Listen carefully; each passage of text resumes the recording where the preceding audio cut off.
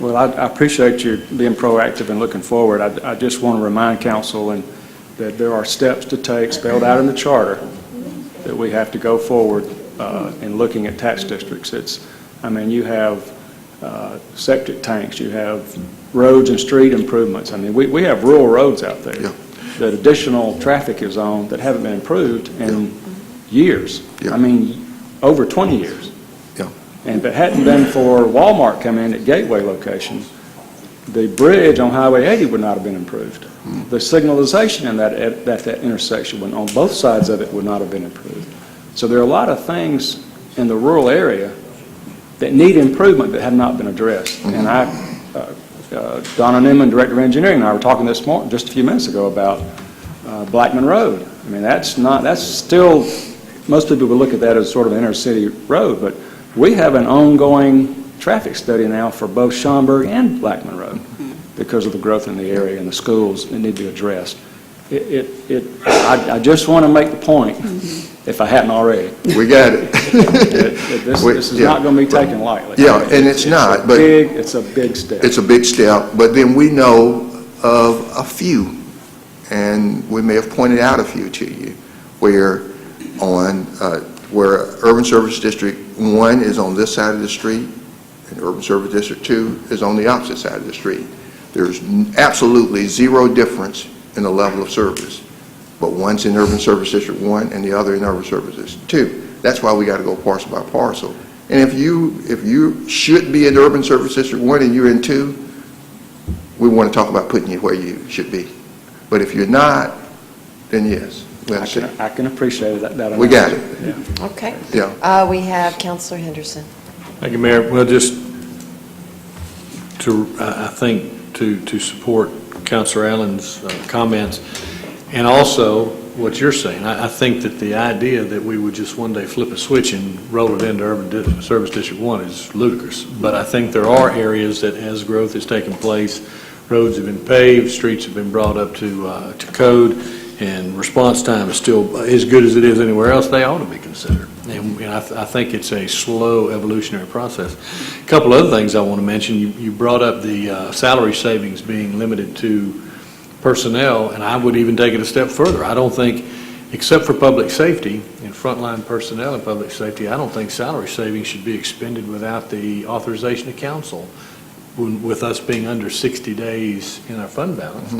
Additionally, I remember attending we constantly are trying to improve neighborhoods by taking down these dilapidated houses, and Justin Craig actually mentioned, and I hate to use the word tax, I don't want anybody to throw anything at me, but a blight tax, where if you've got repeat offenders with people who are not bringing their slumlords, if they're not bringing these places up to code, there are some tax measures that can be applied, and that money can be directed and focused on things like demolition and improving codes and inspections initiatives. And that way maybe we can kind of self-fund, and at the same time provide a little bit more stick along with a carrot to these folks that are not taking care of properties and are creating this blight. So as far as I'm concerned, we're under the 60 days. Nothing is off the table. If you can dream it, bring it to us and let us know about it. So I mean, and so this is a short list, and the list might grow, but we're going to be bringing these things to you and having more detailed discussion about each. Okay. We have the Mayor Pro Tem. Oh, you did? Okay. Councilor Davis. Mayor, I want to ask this question. Is it, there's been some talk out in the public about our credit rating has been adjusted. Is this true? Well, no, we are still AA1 with Standard & Poor's and AA2 with Moody. We still have a strong financial profile. And so, of course, we're always concerned when we start discussing things like what we're discussing tonight, because, credit rating agencies, they watch, they read the paper, your local newspaper, if they are rating you, and they collect all that information. They watch C-stress vacation, can't get the word out, but they watch all those things. But as of right now, no. He's talking about the summer. Remember when we When had the folks come from Savannah and somewhere else, and they came and made the presentation about the fact that there was an adjustment related to Fort Benning and our reserve level. Yeah. So that was made very clear in a televised session that we had here at council, Yeah. a regular business meeting. Well, this I summer. think it's important for the viewing audience, the citizens, to know that the fund balance does affect our credit rating in the Absolutely. city. And certainly what you presented, we've been in a hole before. Seems like it's a little bigger hole. We're just going to have to find some solutions to get out of that hole. But I want to make a point that, you know, what Councilor Allen was talking about, when you talk about urban service districts, you're really talking about millage rate, how your property taxes are equated. You're talking about either a property tax increase or a property tax decrease. I think in this case, adjustments would probably mean an increase, that we're talking about property tax increases. So I want to make that clear. It's a little, you know, when you see urban service district up there, most people don't equate that what we're talking about is a property tax potential increase.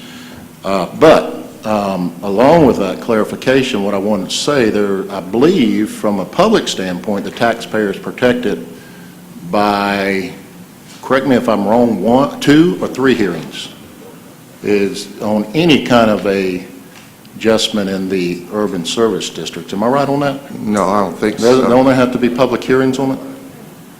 Well, I think I'd have to read the charter on that or rely on the city attorney. You have to have hearings, pass an ordinance, but it's not a waiting period or frozen protection Is it 2 period. hearings or 3? It's 2 hearings on an ordinance, but you have to have some public hearings, obviously, in the community before you come with an ordinance, because you want to look at all these levels of service and all the data behind it. And the ordinance would first have to be passed by council. Right. Right. But I just want to make it clear again, you know, there are clear cases. And you know, we just want to make sure that it's fair. We are not talking about in cases like what Councilor Allen described. I mean, that just won't work. You know, but in cases like what I described that I know exist, Right, and keep him, I don't know how you talk, how you right. don't. This is just, You know. look, you're presenting a discussion on the fund balance and potential solutions, so Yeah. it needs to be talked about. Yeah, and that's why we didn't plan to get into a discussion on each tonight. We're going to come back with more detailed discussion, because I think each of these will require, not all of them, but some of them will require much more detailed discussion. Because we have a strict adherence to department budgets. You require them to come back to council. And so we got to continue on that. So some won't require as much discussion as the others. But we've got 4 things on this list. When we come back, we might have 6 or 7. I don't know. We're just letting you know that we are thinking about how we fix this. That's what we're trying to do. Okay. All right. Well, thank you. It looks like there's no further comment on this subject. Are you finished, Angelica? or you Yes, still actually, going? this is the last slide, and it just shows examples of other collection incentive type programs that other communities have adopted. Okay, All right. that's good. All right. Clifton, I believe that brings you up next on item number 7. We'll bring that back for a vote next week. The last item listed, Mayor, we've got a letter from George Myers, attorney for the applicant, requesting a 1-day delay on first reading. There's no objection. We'll bring this back again on first reading next week. Doesn't appear to be any objection. All right. And then we do need a short executive session on a matter in litigation, Mayor. That's all we have. Great, thank you. And we will now go into our public agenda and call forward Ms. Jonelle Menifee, who's representing the Citizens Advisory Committee and would like to speak to us about carpooling.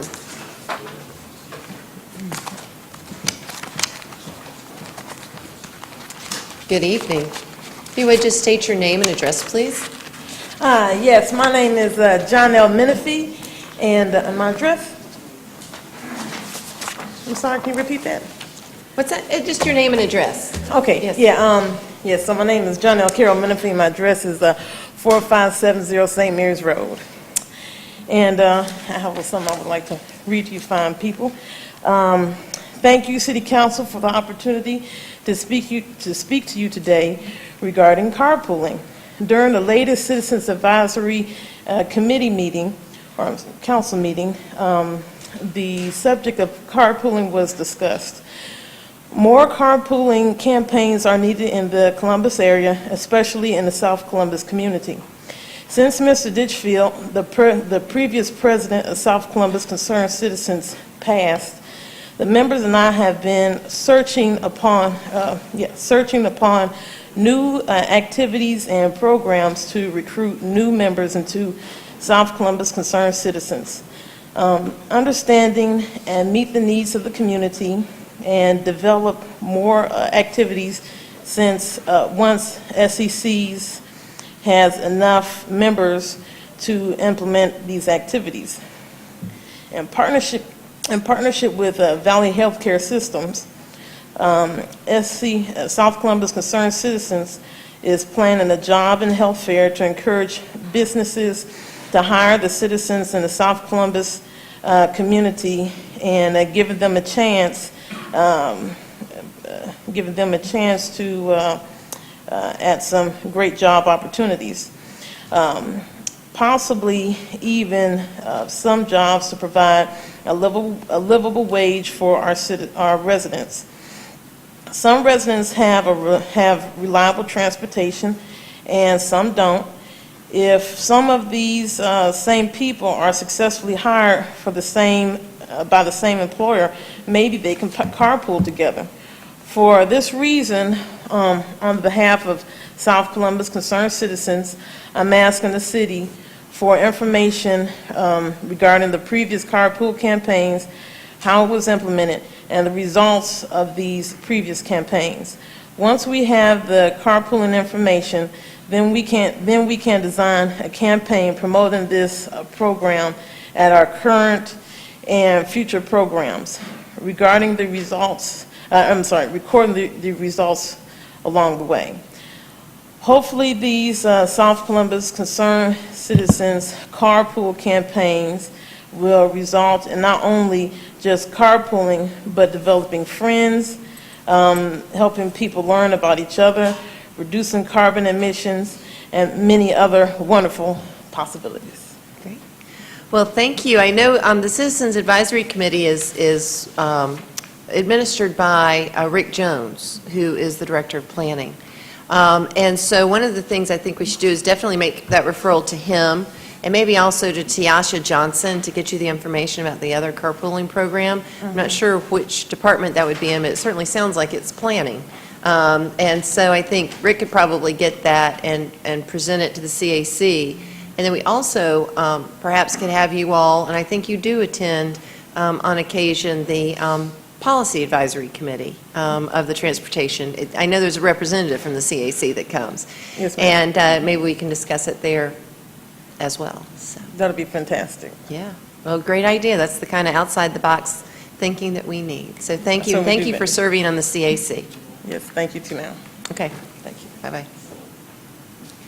All right. And next we have Attorney Stephen Hodge, who's here representing Pat Daniel, and he's requesting council to revoke a liquor license. Good evening. If you would just come forward and give your name and address, please.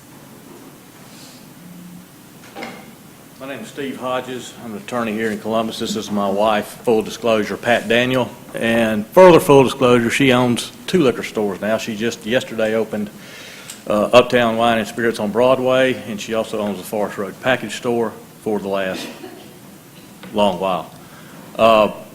Also, I'm here on behalf of Brittany Haynes of the Growing Room for purposes of this revocation request for tonight.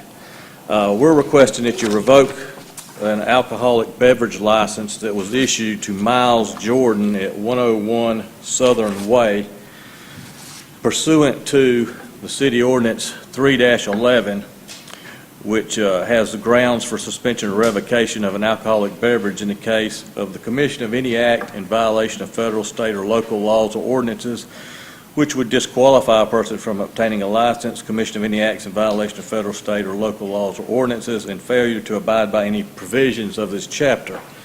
The bottle shop is located at 101 Southern Way. It's the old Southern Wicker building. The Growing Room is located on Bradley Park Drive, approximately 200 feet circumference from the bottle shop. Now, in your package that I've given you there, you've got my remarks with a lot more detail than what I'm going to give you tonight. I'm going to hit the high points. And you've also got an order from the Superior Court here. In a previous case I had on Forest Road with another liquor store that we maintained was within a prohibited distance. And there was some question about, and I'll get into it in more detail in a minute, about how to measure the distance from a prospective alcohol beverage store to a prohibited location. And in this order, the court found that OCGA Section 3321D1 concerning the measurement distance, that the city was bound by that provision at the state law. Also, as Exhibit B, you've got the alcohol beverage survey that was done by the city. The orange area there, number 101, is the bottle shop area. The yellow shaded area you have there is the property of the Growing Room.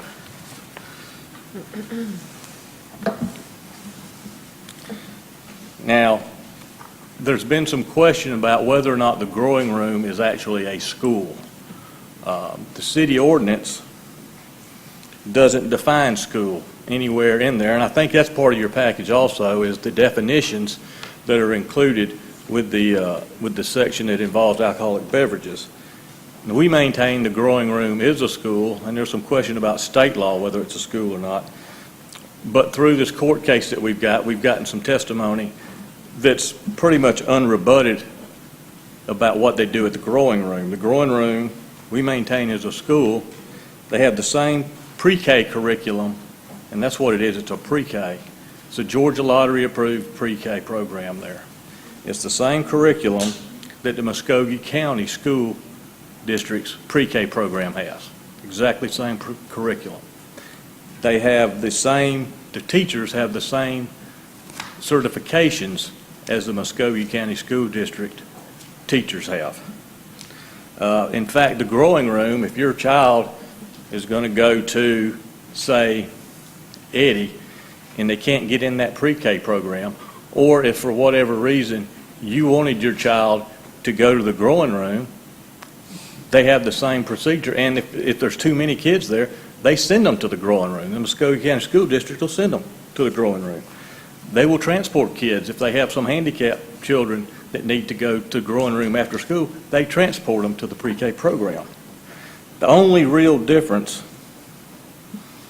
well, the other thing is the Growing Room and the Muskogee County School District both report to Bright from the Start, the state agency that's responsible for the standards of the pre-K programs. They both do the same reports to the state as far as the pre-K program goes. The only real difference between the Growing Room's pre-K program and the Muskogee County School District pre-K program is the fact that the Growing Room doesn't have to report to the Muskogee County School District, and the reason for that is they don't accept any funds from the Muskogee County School District. They accept funds. Oh, that's just your 5-minute warning. I'll go ahead and put 5 more minutes on the clock.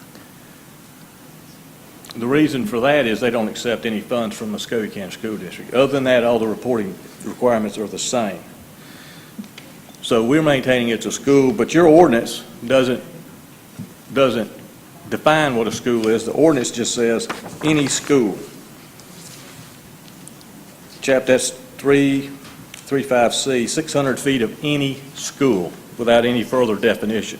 So we maintain that by not defining the term school, that the council at some point meant to define school broadly so that you could protect more children and not have alcoholic beverages establishments within this prohibited distance of a school. Now we get into the measuring requirements, because if you look at that map, you'll see where they measured to certain things, but they didn't measure to the growing room. One reason they didn't measure the growing room is they don't consider it a school, but if you look at the concentric zones there, you'll see that the 200-foot mark touches that growing room property.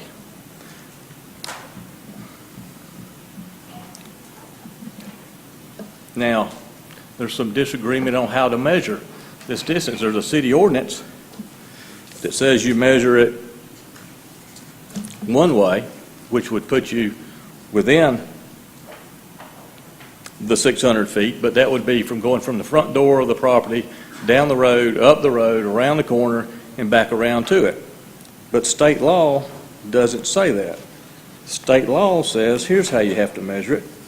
You measure it if you're in the county with a population not less than 175,000 nor more than 195,000, according to the census, which was done in 2010, then here's how you have to measure it. You have to measure it from the property line on the tract, which is located with the business being regulated, which would be the Southern Way property, to the property line of the tract, which is located the church, school, grounds, or college campus. And you do it along a straight line, which describes the shortest distance between the two property lines. We maintain that's the proper way to measure, and the Superior Court in Exhibit A said that's the proper way to measure, and that the city is bound by that, and you're bound by that until the 2020 census, which may or may not put you in or out of that population standard. So we maintain this license was issued illegally and improperly, should be revoked, and that's what we're asking you all to do today. I think Ms. Daniel may have something she'd like to say, but that's pretty much my presentation. If you have any questions after she speaks, I'll be happy to answer any questions that you have. I have applied for and obtained a liquor license 3 times in my career, and I was always impressed at how careful the city was at making sure that all of the rules related to liquor licenses were followed. When we saw what was happening with these liquor licenses, I was really distressed, and a number of other people in these establishments around these licenses that are being approved now are distressed, because a lot of the point of these about schools is to protect children from some influences that wouldn't necessarily be positive influences for them. I run into that regularly at my liquor stores, and in spite of the fact that you try very hard to maintain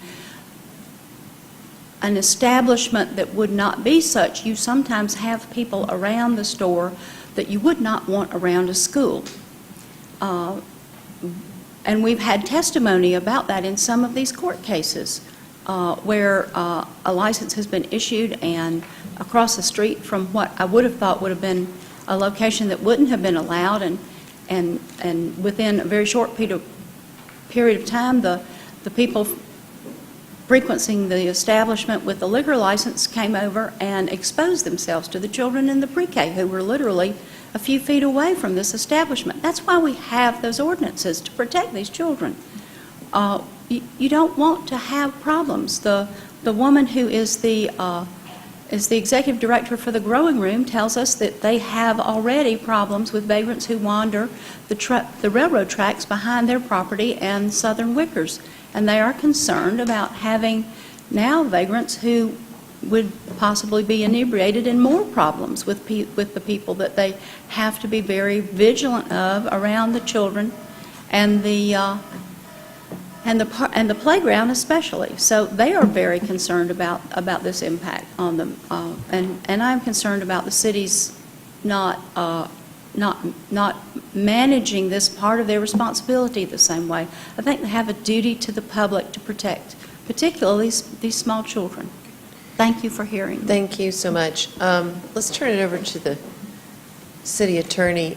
Is this matter pending, currently pending? in This court? is not a formal revocation hearing. While we certainly appreciate the remarks of Mr. Hodges and Ms. Daniel, who would disagree with the legal conclusions that were made, in our opinion, this matter has been to Superior Court. Superior Court has not enjoined any license from being issued to the bottle shop on a permanent basis. The license is valid. The growing room operation is not a school under our ordinance. It is not a school in the eyes of the state because they have received a state license. And there are no grounds for revocation either from Chief of Police or Finance Director. Now, that's the city's position. This matter has been litigated, and there are other lawyers here representing different parties. They may want to speak, but that's the city's position. All right. So this matter is pending in court currently?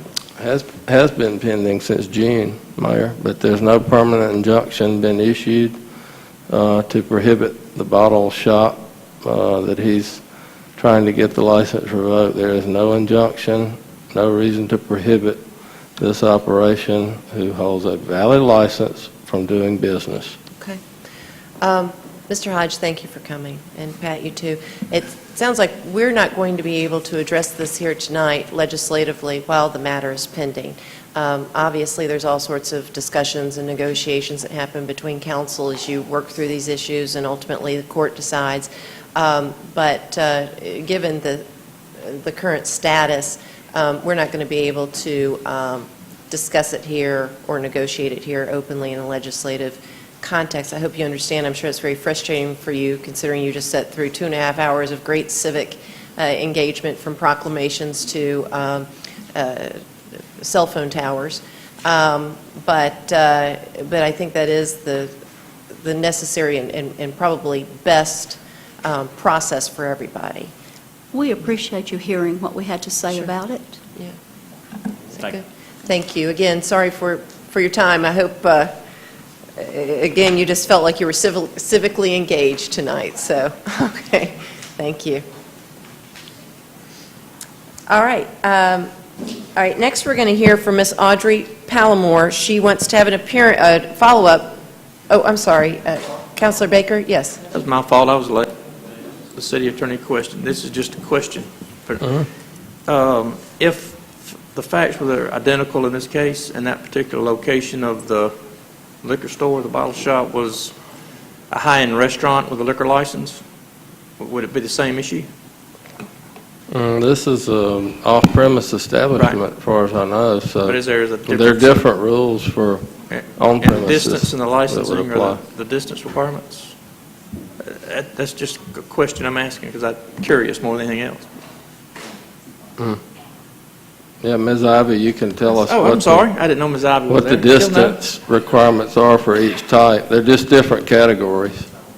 No, Ms. Ivy. No, Ms. Ivy. Yeah. Good evening. Good evening. I Okay, should as know far as that, the- Yvonne, but I don't. I'm sorry. That's okay, it's fine. As far as the distance requirements for a restaurant, we introduced an ordinance about 2 years ago in which if a restaurant was in the vicinity of a school, they can resort to a traditional restaurant, which there is no distance restrictions applying to it. So we do If you have. met the 50-50. Well, with the traditional restaurant, it's 80% 80, okay. food over 80% food over the total revenue. Yeah. Okay. So And- 80-20, there's no restriction, And with but you would have a liquor license. absolutely. Okay. Yes. That's fine. Thank you, ma'am. Yes. Thank you. Okay. All right, thank you. And now back to the public agenda. Ms. Pallamore was here previously. She wanted to speak to us about a dispute she's having with Wells Fargo Bank.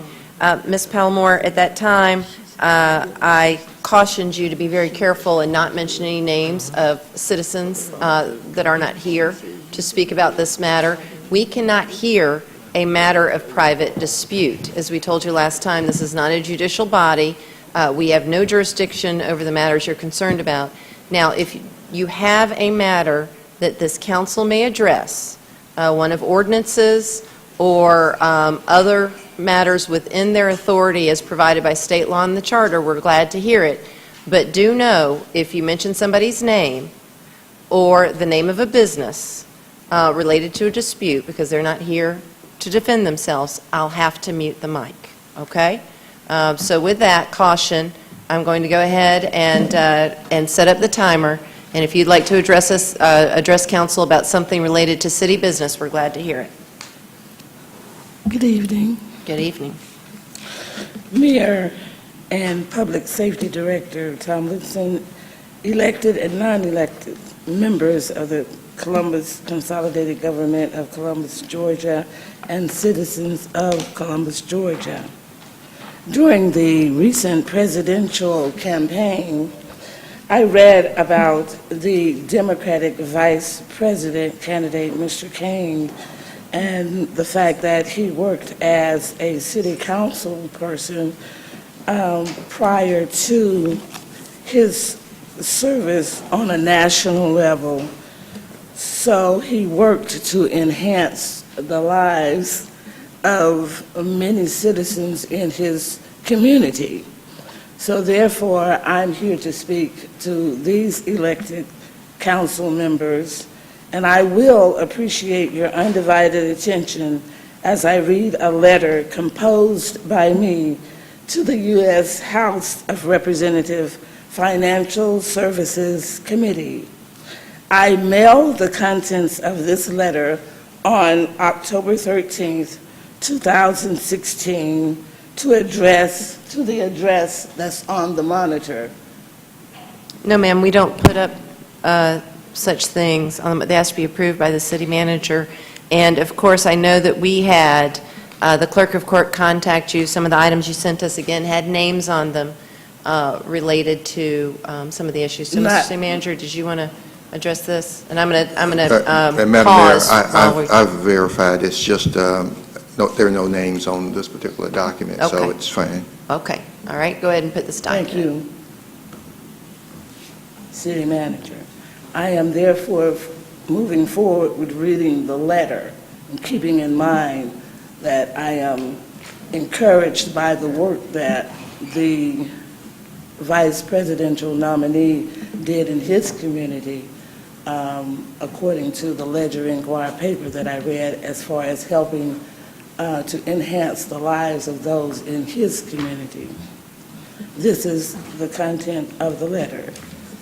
From the desk of Audrey Holston Palmore, Thursday, October 13, 2016, 1035 Lawyers Lane, Columbus, Georgia. Dear House Financial Services Committee, U.S. House of Representatives, Washington, D.C. My name is Audrey Renee Holston Palmore of Columbus, Georgia. Columbus is my hometown. I truly believe the Wells Fargo Banking Corporation has mistreated me by... All right, Ms. Palmore, see now, that's what I was saying. This is what we call a consumer dispute. And you're right to address your concerns to the federal government because the federal government controls banking laws and also various consumer laws that apply to banks. This council does not. And so what you're doing, and I understand, but you're trying to use the public microphone and the broadcast of this particular meeting to advocate your position in your dispute, and that we cannot allow, okay? So, again, I'm not... I'm trying to bring forth is the fact that I would like to approach the Housing Financial Services Committee, and it is in regards to a corporation that operates in the Okay. city. And this council has no control over the federal government, that particular branch of the federal government, or that particular committee. And so I don't want us to waste your precious time and that this council has a lot of business ahead of us debating about this. I think we've made the position clear. You've made the position clear of what your issue is. It's related to this dispute and your desire to be heard by the congressional committee. And we wish you luck in being heard in that regard. So I'm not going to turn the microphone back on, and I apologize that we're having to cut it short, but I don't see as where we're going to come to an agreement that this council has any authority or jurisdiction over the matter that you're seeking to be addressed, and it does relate to a private dispute. The other party's not here to be heard, okay? So, yes, ma'am. Well, see, we issue liquor licenses, so that's a big difference. So, You also offer support. These people have the opportunity, or should have the opportunity, to offer support to the citizens. no, ma'am, it doesn't work that way. So let's do this. There's no need to further, frustrate you in the situation. Appreciate you coming out. I know, but we just can't assist, and I apologize in that. So we're going to ask you to go ahead and step back, and if you would just continue to direct your concerns to the appropriate House or Senate committees that oversee banks, and address whatever concerns you have with the particular bank that you're working with, okay? Okay. I know, but not as it relates to this matter, okay? All right. Thank you. I would like these individuals to offer support by writing a letter as I. Okay. And if you would like to individually lobby them, then they may do that as individuals, but not as counselors and not here tonight. Okay. I know. They can offer individual support, if not as a group, to be addressed. You don't mind putting it back up on the monitor, we address. We'll hand that out to council. We'll do that for you, okay? I appreciate that. Could you put the envelope back up on the monitor so that if any individual on the council would like to support me by writing to this address, which is the address for the House Financial Services. Right. The U.S. House of Representatives located in Washington, D.C. I wish they would put Okay. that back up. What we're going to do is I'm going to have Tiasha scan that. She's going to email it to all the counselors so they'll have it, okay? All right. Well, thank you for coming this evening. All right. Always, it's my civil duty. Right. Okay. Thank you. Good night. You don't have a great holiday. Okay. That concludes our public agenda. And we're going to move on now to the city manager's agenda. Mr. City Manager. Thank you, Madam Mayor. A few weeks ago, we had a group from Columbus, Georgia 2025 to come and make a presentation, and we told you we would be bringing back a resolution for endorsement. And so we're asking you to approve a resolution to endorse the Columbus, Georgia 2025 initiative. You know by now, I'm sure, that the Regional Prosperity Initiative has transformed into Columbus, Georgia 2025 initiative. The guiding principles have been to increase prosperity, reducing poverty, and improving quality of life. And so this diverse group of representatives from the public, private, and nonprofit sectors came together to develop a strategic plan to lay a foundation that allows people and businesses to thrive in the Columbus, Georgia region. And so the chamber and that group came before you and presented, and we told you that we would come back for an endorsement of that, and so that's what we're asking for tonight. Okay. We have a couple of counselors to comment. We have Councilor Thomas. Thank you. Mr. City Manager, tell me what it means by our endorsement of this project. What does that entail, and as personnel-wise, money-wise, all of those other kinds of things? I personally support this. I think it's a great thing for our community, but I want to make sure that I know what my endorsement as a council means. What kind of obligation do we as a council or as the city then have for this project? Well, we don't anticipate any financial commitments or obligation to the Columbus 2025 I know that a number of us have served on the Regional Prosperity Initiative, that commission, and they've got some things that they're working in the community. I don't anticipate any financial impact on the city as a result of an endorsement of the effort that they are pushing forward. And again, that effort is increasing prosperity, reducing poverty, and improving quality of life. And, you know, as we say on the financial considerations on this report, there's no direct financial impact to the city of Columbus.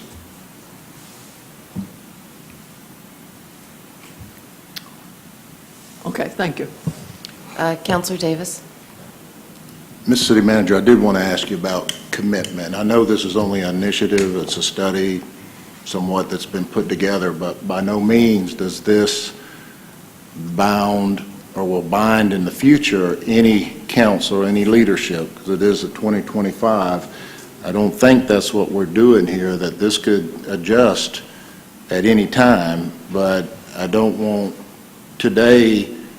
I need to understand that we're not making a commitment where in the future that some leadership or administration is going to come back and say, well, I'm sorry, this was totally approved. You can't deviate from an initiative or plan. I don't see it like that, but I just wanted to throw that out there from a commitment.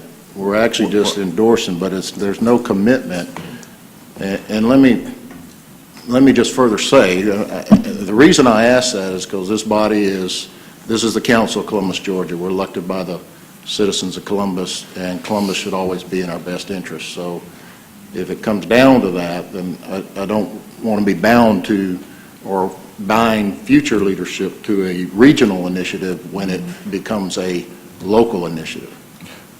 Well, so from a commitment standpoint, I don't read it that way, and I just wanted to ask that question to confirm. And I don't either. Okay. And of course, you know, the chamber people were here and some of the other people were here, and I can tell you that I know that I'm not committing this council or this city to anything financially or otherwise, and of course, to commit the city financially or otherwise, it would have to come back to this council for approval. So it's an endorsement, and that's what they've asked for. That's what they talked about when they were here. I'm not the spokesperson for them, but they were here and they answered questions, and we announced while they were here that we would be bringing this back for a resolution of endorsement. And again, our agenda report and what you would be approving in the resolution says that there is no direct financial or fiscal impact. And I don't see this document as being leverage from an endorsement that could affect any future approvals in the future, not only for this body but future leadership. I don't either. Okay, thank you, sir. No, thank you. We have Councilor Huff. Yes, Mr. City Manager, I'm just trying to get my arms wrapped around. I remember the presentation. So, and some of the things on the presentation. What is this something when it goes out with us endorsing it that makes it a better plan?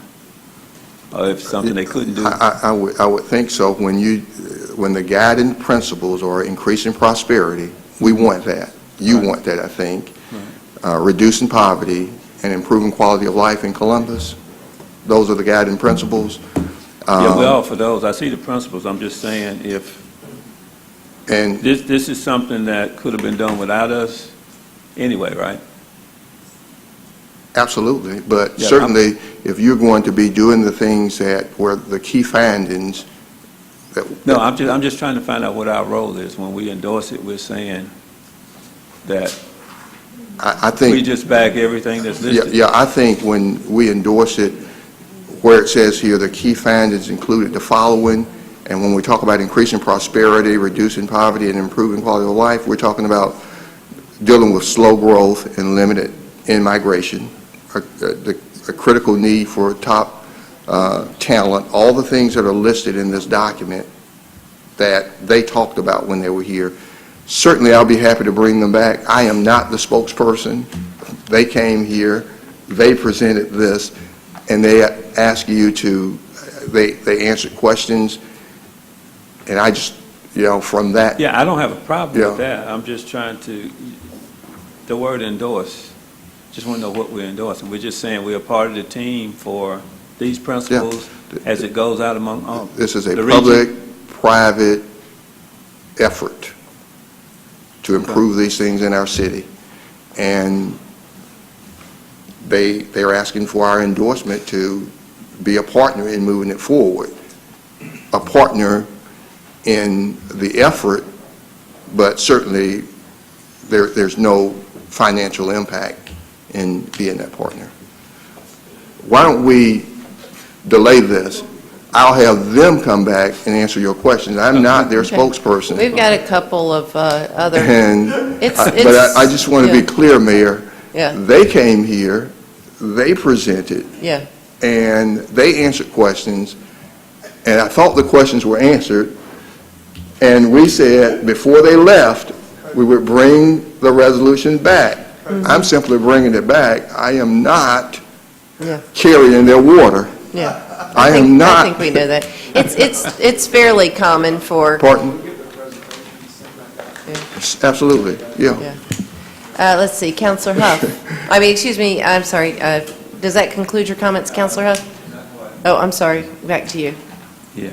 Thank you. No, I have the presentation. That's the only reason I'm asking questions. I looked over it a couple of days ago. I got through half of it. And I was just trying to see what were we totally, I see where they're coming from, what the presentation was about. When it says the city endorses the plan, it says that we are part of a group that stands behind the following 9 categories. Yeah, I'd much rather they answer your questions. They'll do a better job because it's their product and not mine. Okay. Thank you. All right, we have Counselor Barnes. In other words, to distill this down to the nitty-gritty, it boils down to, I like what you're doing, but I'm not going to co-sign.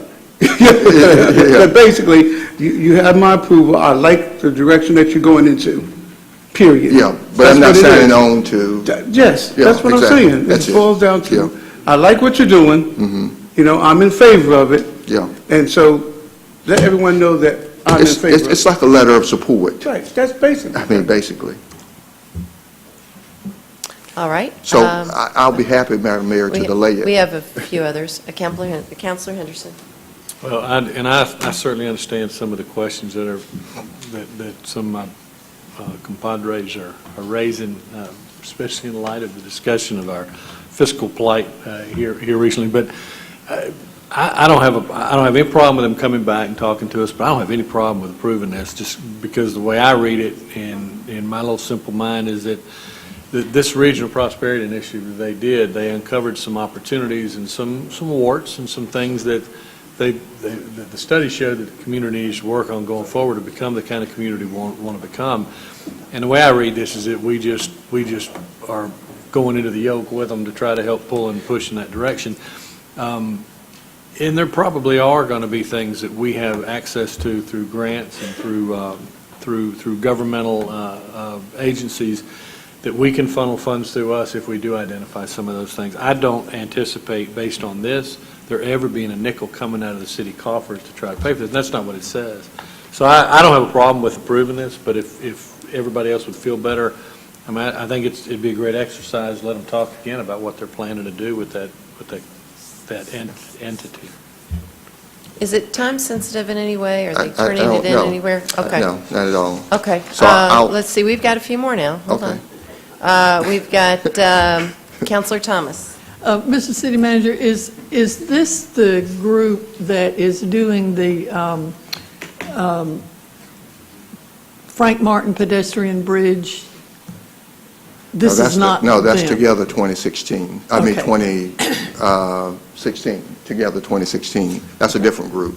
I guess one of the things that I'm thinking, if our endorsement of this means, if they were this group, for example, that if they said to us, we want to improve the Frank Martin Bridge and it won't cost you anything, we say, go ahead. We support you. We're not going to give you any money, but we support you. If that's what endorse means, I'm ready to do this Yeah. tonight. I like what they're doing, but I just want to make sure that we are not obligating ourselves beyond Yeah. that, if you will. And I think that with the questions and the answers that have been given around the table, you've pretty much said we're not going any further than Yeah, that. So I would say let's, in fact, I move we approve this item. Okay. We've got a motion second for approval. We have Counselor Davis with further discussion. And, Mr. City Manager, I understand what Councilor Huff was talking about, and you're absolutely right. The initiatives are spelled out, and it's like you said, it's prosperity, and well, you had 3 initiatives that were on Reducing there. poverty and improving quality of life. Correct, thank you.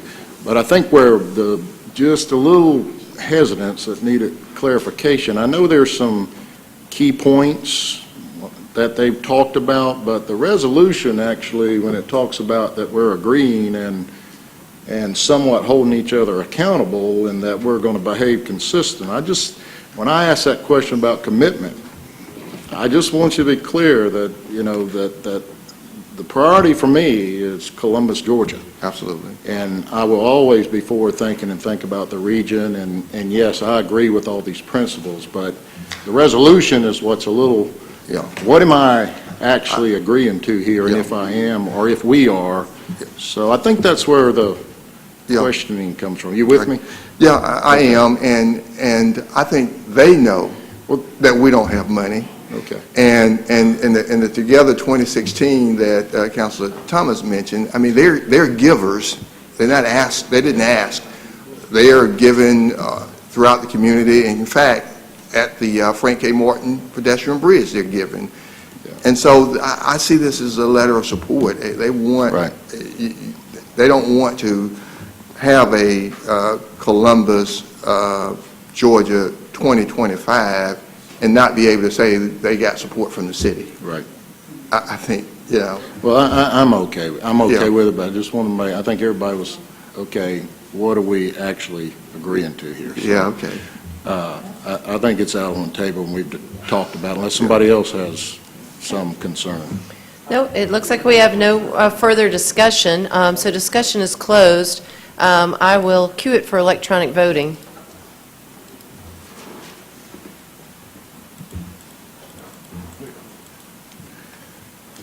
Well, and Okay, so and it did pass. so here goes another one that I asked a question about. And you perhaps you're sitting on ready because you want to know what's in it for them. But I've got a proposed pilot project partnership between the Columbus Consolidated Government and Rubicon Global, LLC. We're asking you to approve allowing us to accept a donation of consulting services and technology from Rubicon Global, LLC for a municipal waste data pilot project for services valued at $443,880, and authorize us to enter into any appropriate agreement for participation in the waste data pilot project and for other purposes. And I asked staff, what are they expecting from us?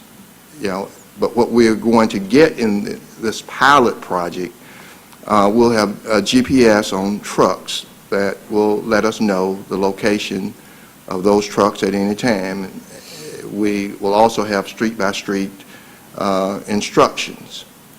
But this company proposes a 12-month partnership with the city where they will make this donation of technology and training and support services to the CCG.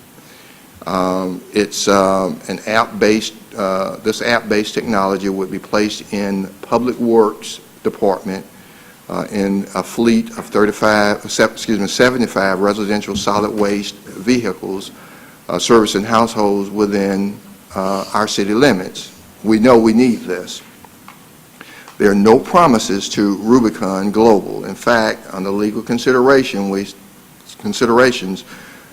We say that the CCG has not agreed to any monetary engagement after the initial pilot. So it's a pilot program with a value, and we're asking you to allow us to accept this pilot program and move forward. Got a motion and second for approval. Is there any discussion on this item? Seeing none, it is queued for your electronic vote. Oh, excuse me, I'm sorry. Let me cancel that.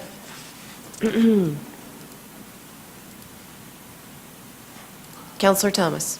I guess my question is, why would they be willing to give us $445,000 worth of software and so forth with no hook on the other end, no expectation?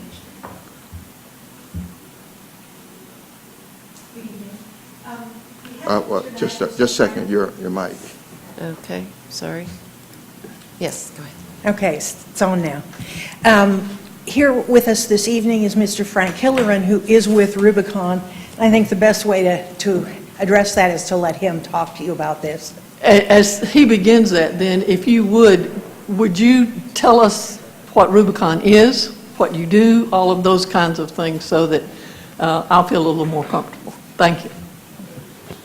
Well, thank you very much, Madam Mayor, Mr. City Manager, and council members. My name's Frank Kaloran. I live at 103 Wellborn Road in Peachtree City, Georgia. I'm the Director of Customer Solutions for Rubicon Global. We are a high-tech waste and recycling company.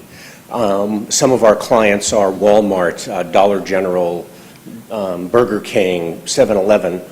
Those large chains do not want every store manager contracting for waste and recycling, and so we do that for them, and so we make all of that happen. As a part of that service, we have developed a large database of waste and recycling haulers that go out and pick up the trash and the recycling all over the country. We developed an app for those haulers to make their business easier. This app is based in an iPhone. It goes in their trucks. It helps them know where their trucks are, what's happening, are they picking up the waste that they're supposed to, a number of different issues. And so we said to ourselves, is there another market for this? And so we think that the municipal market, where there may be cities that run their own trucks that have no technology in the trucks, can use this technology. And so what we'd like to do is we're essentially beta testing. We don't really know if there's a market for this, but we want to try it. We just signed up the City of Atlanta. They just voted to approve this, and we are starting installation of the technology in their trucks in January. I happen to know Pat from previous work, so I came down here and asked, would the City of Columbus be interested? And they said that they would. So Pat is right. There's no requirement for you to sign up when the pilot's over. We will gather data. We're going to share the data. We're going to learn. We believe that we can save you a lot of money. That's why we're doing this. Our haulers that we work with now that have this app have less fuel, less repair and maintenance on the trucks, greater driver productivity, greater information on which neighborhoods in a city are recycling and which ones aren't. Where should public outreach be focused? That's the kind of information that we believe that we can provide you, which we think will save the city quite a bit of money. But we don't have any way to prove it right now. So we're asking, can we do a pilot program with you? No cost to you. We'll put it in. We'll see how it works. A year from now, we take it out. It's a year-long program. 12 months, yes, ma'am. Okay. Thank you very much. We have, oh, wait a minute now. We got Counselor Barnes. I think we had a conversation almost a year ago about this, right? And you said in the long run, we would be able to streamline the operation and save money and know exactly what areas that the trucks need to go. In other words, you'd have a map. Now, this is what about a year ago we spoke about this? Yes. That in the long run, it would save us money by not having trucks go repetitively in areas.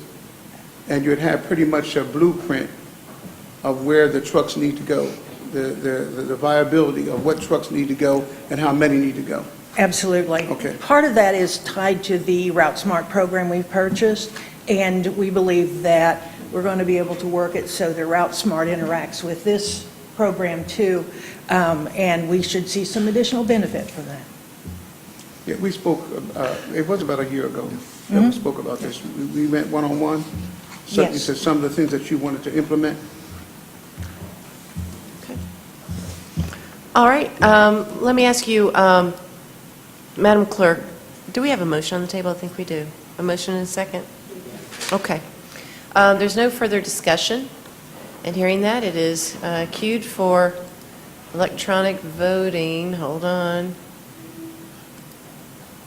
I may have messed us up, and you're working. Okay, great. And I do want It to, does pass. Madam Mayor, take the opportunity to thank you for the relationship that you have with Pat Beegler, that you sought us to do this pilot. And so thank you for coming down from Peachtree City. Our pleasure. And Thank thank you for very considering much. us. Thank you, everyone. Thank you, Council. Yep. Next, I've got a project framework agreement for Mott Green Plaza. We came to you several months ago with a number of projects. I think those projects totaled $16.5 million. And this is one of those projects, and that you've already approved. And so this is a project framework agreement that we would enter with Georgia DOT for the rehabilitation. We got a motion second for approval. Did you want to finish your sentence? Well, Okay. it's $800,000, 80% Georgia DOT, and 20% local match from our capital improvement program. Okay, we have Counselor Thomas with discussion. Mr. City Manager, one of the things that we, as a council, said when we first, when the citizens first passed the T-SPLOS, was that we would not do projects until we had the money in hand. And I am assuming that we have the money in hand for both this project and the next project. We already have Yes. that in our account. Yes, Not in our budget, but in our account. in our account. That's the agreement that you made and that we are adhering to. And Councilor Thomas, what this does is it allows us to go forward with this project now and allows GDOT to come back and tell us they will sign off on the contract, make that money available to us so we can start doing the project. This is just our formal agreement with them to make this project happen.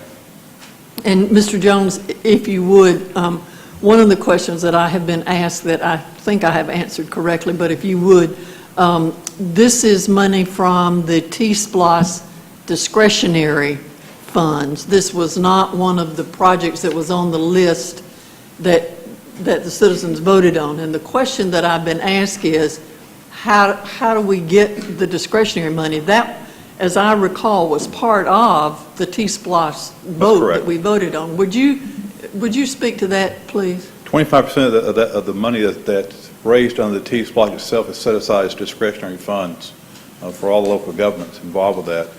We, in turn, receive that money back. We just get a check back, I guess, on a monthly basis, if I'm not badly mistaken. Am I saying that correctly? We receive a monthly check or a transfer from Department of Revenue for just lost, other lost, SPLOST, and T-SPLOST, so that comes in on a monthly basis. I guess the discretionary question piece. was, the money is collected for T-SPLOS through the various regions that pass the T-SPLOS. And from that money, 25% of that is to be used at the discretion of local governments. Is that a correct statement? So that 25% is allocated each month to each of the counties within our region. And that's where this money is coming from, is that 25% that has been allocated to Muskogee County. That's correct. Yeah. Thank you. Okay. All right, that concludes discussion. It is queued for voting.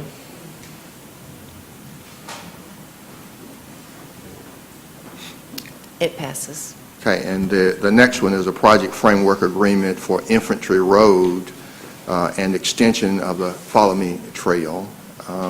You've also approved that.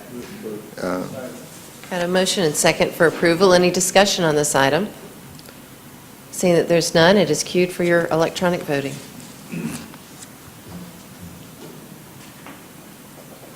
And it passes. Have a street acceptance portion of Fashionata Drive in Old Town. It meets the requirement. We're asking your approval. Got a motion and a second for approval. Madam Clerk, did you get those? Okay. They are queued for your electronic voting.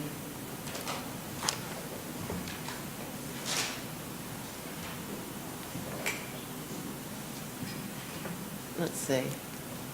Councilor Thomas, for some reason, yours didn't light up. Okay. And it passes. I have a 2016-17 Crime Victim Assistance Grant at $70,597. Okay, we've got a discussion with Councilor Thomas. No? Oh, okay. All right. Item is queued for voting. And it passes. On purchases, I've got security cameras and accessories for buses on an as-needed basis. It's $8,000, and this is a 80-20, 80% federal, 20% local match. We have a motion and a second to approve. Any discussion on this item? Seeing none, it is queued for your voting.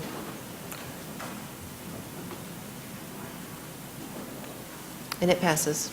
Okay, I have body-worn cameras, 100 cameras, 59 will come from salary savings. Got a motion and second for approval. Any discussion? Seeing none, the item is queued. It passes. Got fencing materials on an as-needed basis. Got a motion and second for approval. Seeing that there's no discussion, the item is ready for your vote. It passes.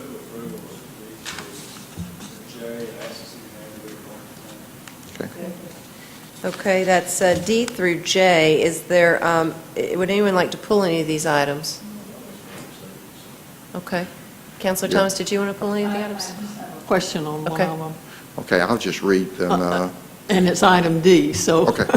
Well, these are three mobile automatic license plate readers for the Columbus Police Department, and part of the cost comes from JAG, and the other part comes from the local option sales tax. E is an annual maintenance and technical support of the IES World and Oracle software system.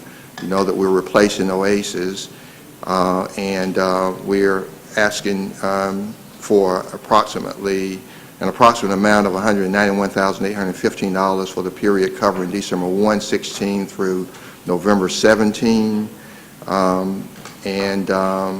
That's IES World. You're familiar with that. We've got 2 ambulance units, $541,945. Then we've got F2 GMA lease agreement for the ambulance. You know, we're going through the lease pool for that same amount. Then we've got street sweepers with turnkey maintenance. We've got 3 street sweepers. Total cost $672,744, and that will go through GMA lease for financing. We've got payment for inmate pharmacy, $83,408, and then we've got payment for fire apparatus repairs, $18,799. Did you go through J or? Yes, he went through J. Okay, and then we've got replacement printer for check printing, and that's $15,000. And then the lease payment will be $1,100. We currently pay a lease payment of $965 a month, and so it'll go from $965 to $1,100 a month, and then so much for color and so much for black and white.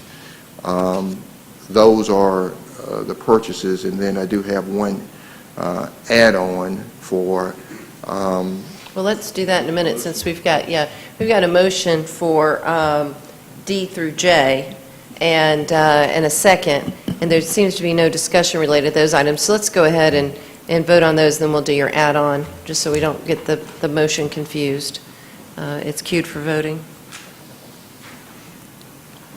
Let's see here, we're missing Davis, and that's it. Okay. Okay, the add-on comes from the Fire EMS. It's the Georgia Search and Rescue Agreement. It's a renewal. There's no financial impact. The state has provided funding for training. They're simply asking you to renew. There are 5 Georgia Search and Rescue teams across Georgia. One is the Georgia SAR Coastal, and then the Central Metro of Atlanta, Tifton South, and then Columbus and West Central Georgia, and we're asking for your approval. Got a motion and second for approval. Let's see if the system is up for the add-on. Yes, it is. You may record your vote electronically.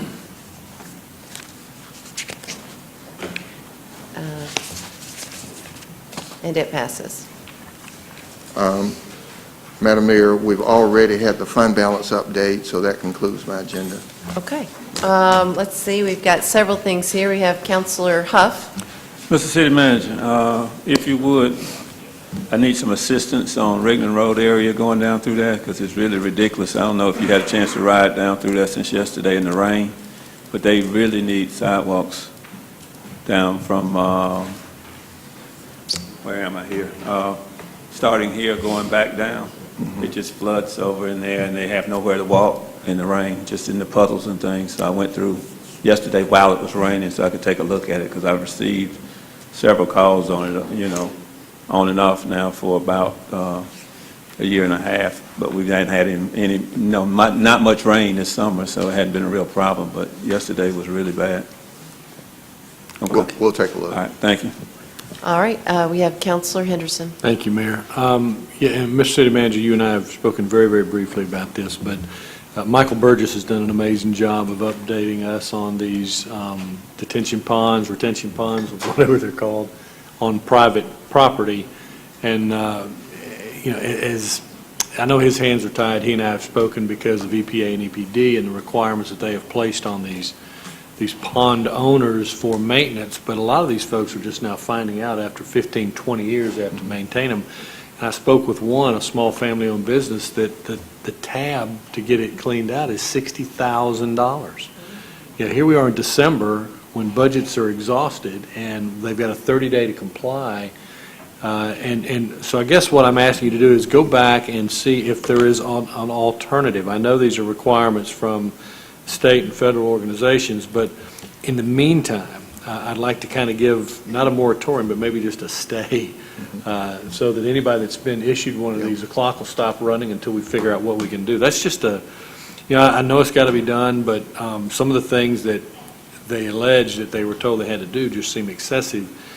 Reshaping the banks of the pond, going back and resodding the pond, putting irrigation in to make sure that it would, you know, it just sounds, well, yeah, they have to keep the plant life alive to stabilize the bank. And it just seems like we could get, there's got to be a better way. There's never been a problem downstream.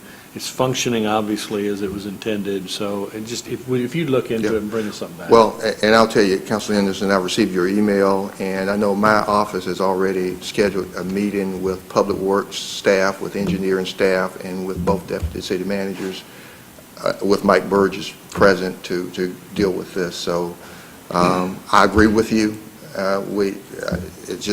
We need to figure out how to be business friendly about this. Right. I mean, they have to be maintained. We can't do it all, but there ought to be a way we can sort of phase in the implementation of this kind of things. But the meeting is already scheduled. And Thank you very much. Would you mind keeping me posted on how that goes? I will. Thank you. All right, and we have, let's see here, Councilor Barnes.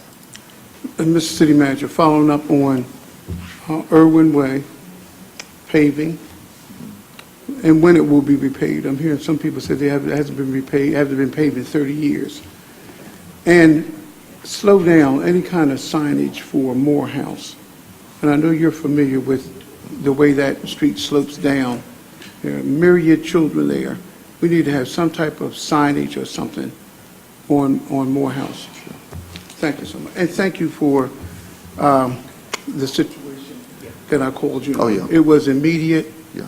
And I know a lot of times that people bypass everything else and look at you when something's not done. I've been in your position in the military, overseas and stateside when I was in charge. Everybody looked past. And I appreciate you, because it happened quickly, by the way. Sure. But if some of those departments, if it's, and I do understand that there's a delay. I always tell my constituents, this is a huge city. Wait 3 weeks, maybe a month. But I think if there's going to be a delay in any department, if they could just get back with us, then we could let the constituents know, because they understand. Yeah. You know. But I appreciate you doing that. Okay, thanks. Okay. We have Councilor Davis. Mr. City Manager, and just to add to what Councilor Henderson stated, I think Councilor Allen and I talked about this a while back, and we've had a few presentations by, I guess, I'm going to get the Mike Burgess. stormwater, I want to say stormwater Yeah. management. But Councilor Henderson's right. I think at one point, our concern, Councilor Allen and I, our concern was exactly what Councilor Henderson just stated. From a cost standpoint, especially a small business. Now, with all these regulations, hopefully we'll get some relief here soon.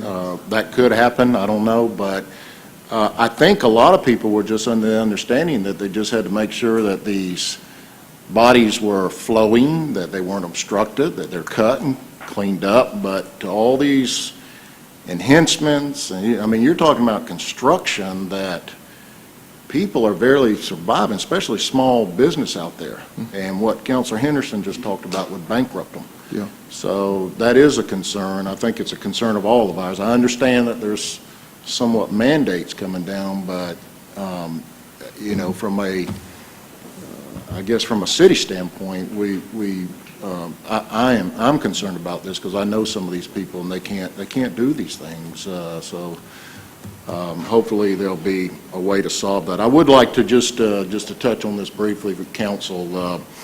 I think it's been known for a while that the council has been trying to look for solutions or options dealing with employees that have earned the right, that they have given their all for years to this city, and they're just good people. And for whatever reason, I'm going to use the term awakening circumstances. When somebody has their back up against the wall, for whatever reason, I think the council is concerned about giving that option to them to try to help, mitigate's not the word I'm using for, but to help and encourage them if they want to continue to work for this government, that they'll be able to. Councilor Barnes and I have been working on an option.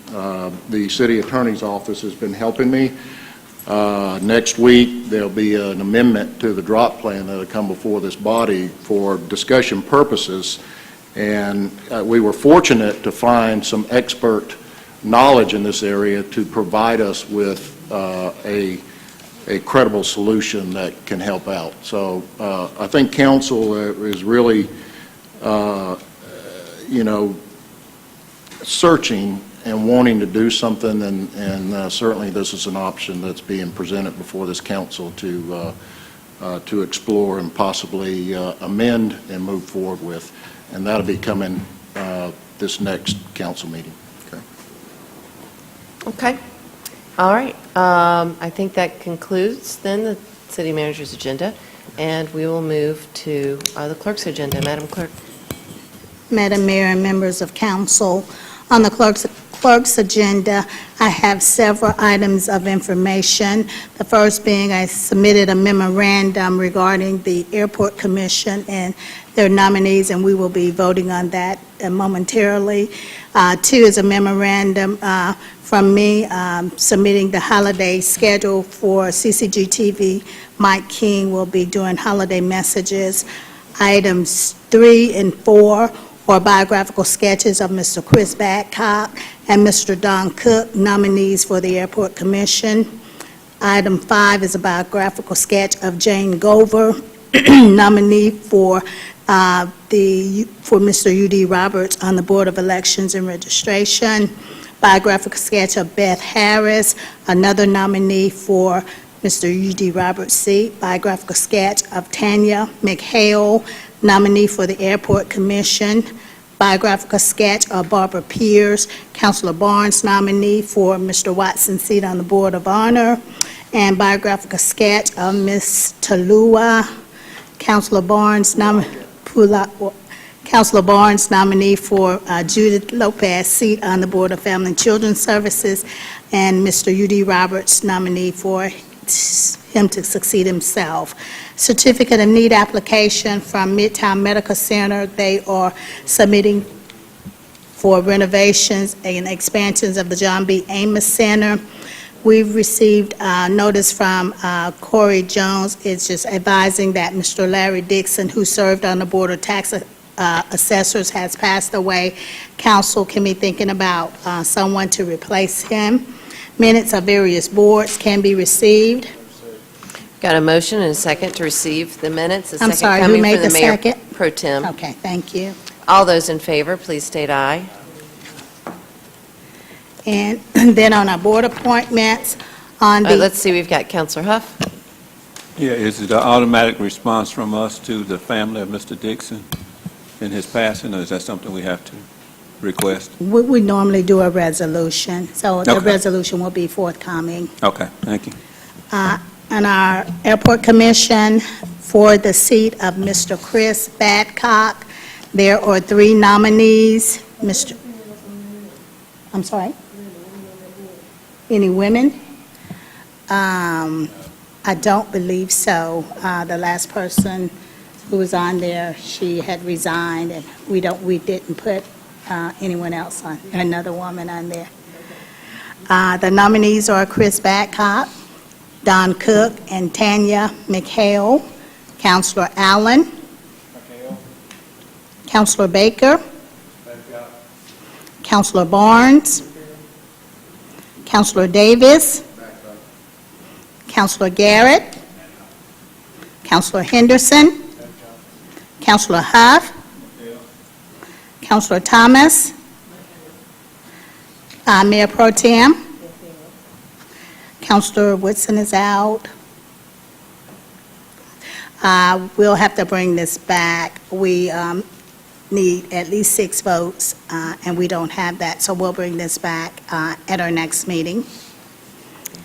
On our Board of Elections and Registration, the 3 nominees are Ms. Jane Gover, Ms. Beth Harris, and Mr. U.D. Roberts. Councilor Allen. The process is that the local GOP nominates 3 people. Mr. Roberts is eligible to succeed himself. Is that correct? Right, and council must So select. it's just a process, okay. That is correct. I vote for Mr. Roberts. Councilor Baker. Mr. Roberts. Councilor Barnes. Mr. Roberts. Councilor Davis. Councilor Garrett. Councilor Henderson. Councilor Huff.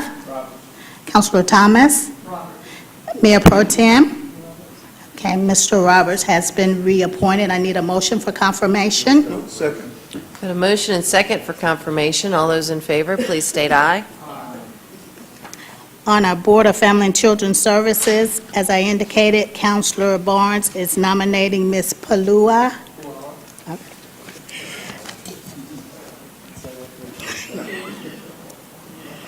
On our Board of Honor, he is also nominating Ms. Barbara Pierce, and we will bring this back at our next meeting for confirmation. On our Civic Center Advisory Board, Ms. Shawanda Ellis' seat has been declared vacant. Councilor Baker? And Councilor Woodson is still working for someone for Mr. Irving, District 7. Columbus Aquatics Commission, at our last meeting, Sally Bradley has been nominated. She can be confirmed. Got a motion and second for confirmation. All those in favor, please state aye. On our Cooperative Extent Advisory Board, Ms. Washington does not want to serve again. We'll need a replacement for that seat. We got Councilor Davis. Mayor, Madam Clerk of Council, just to keep from going into the holidays, I think the vote tabulation back on the Airport Commission, when you look at the board appointments, we're just waiting on one more person, and we may not get the appropriate amount of people next week. So I'm going to change my vote and move that one forward, and let's just get that one off the list. Okay. I'm going to change it to Tina McKell. Tina Tim. McKell. Yeah. Okay. Does that give you 6 votes? It does. Okay. Need a motion? So we've got a vote for confirmation and a second. All those in favor, please state aye. Who made the second? I'm sorry. Okay. Thank you, Councilor Allen. Okay. And now on our Public Safety Advisory Commission, Councilor Huff, Ms. Laverne Brown has resigned. We'll need a replacement for that seat. Recreation Advisory Board, we received confirmation from the school district. Mr. Battle does want to serve again, and they are recommending. Got a motion and second for confirmation. All those in favor, please state aye. Councilor Davis is still working on a replacement for Mr. Gary Bruce. Our Valley Partnership Development Authority, we have 2 nominees for Mr. Tyler Townsend's seat, Mr. Monty Gabrath. Okay, And we've got Mr. Councilor Davis. Madam Clerk, I am going to withdraw Mr. Parek for certain reasons, but I'd like to go ahead and make a motion to approve Monty Galbraith. Motion and second for approval. All those in favor, please state aye. Okay. Okay. Does that conclude your That's all I agenda? have, Madam Mayor. All right, thank you. We have a request from the city attorney for an executive session on matters of litigation. I've got a motion. Is there a second? All right, all those in favor, please state aye. Great, thank you. Please clear the chambers.